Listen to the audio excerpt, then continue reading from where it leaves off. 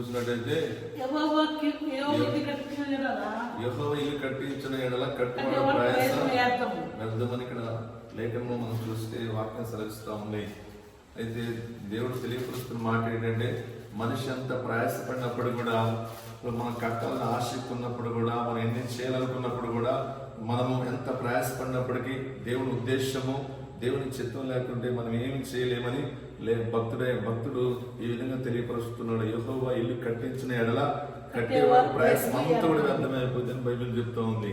Bible గ్రంథంలో కూడా మనం చూస్తున్నట్టయితే ఇక్కడ బాబేలులో ఒక గోపురం కట్టించున్నారు. నిమ్రోద్ అనే ఒక వ్యక్తి చూసినట్టయితే అనేకులతో కలిసి వారి ఐక్యతతో ఒక పెద్ద ఆకాశం కంటుకుని ఒక పెద్ద గోపురం కట్టున్నారు. అయితే అంత పెద్ద గోపురాన్ని వారు కట్టున్నప్పుడు కూడా చూస్తున్నట్టయితే దేవుడి చిత్తం లేకుండా వారి స్వబుద్ధి చేత, సొంత ఆలోచన చేత ఆకాశం కంటే గోపురాన్ని వారు ఐక్యతతో కట్టున్నారు. కట్టినప్పటికీ దేవుడే కింది దిగొచ్చి అది చూసి వారిని అందరూ కూడా తారుమారు చేసి, వారి భాషలు తారుమారు చేసి చూసినట్టయితే చూస్తే ఆ గోపురం ఆగిపోయేటట్టు ప్రభు వారు చేస్తున్నాడు. బైబిల్ గ్రంథం తెలియపరుస్తూ ఉంది. ఎందుకంటే దేవుడి చిత్తం లేకుండా వారు ప్రయాసపడ్డారు. చూస్తే వారు ఆకాశానికి అంటుకోబోతున్నారు, అంతగా కట్టున్నారు వారు, కానీ వారి ప్రయాస అంతా వ్యర్థమైపోయినట్టుగా లేఖనం సెలవిస్తూ ఉంది.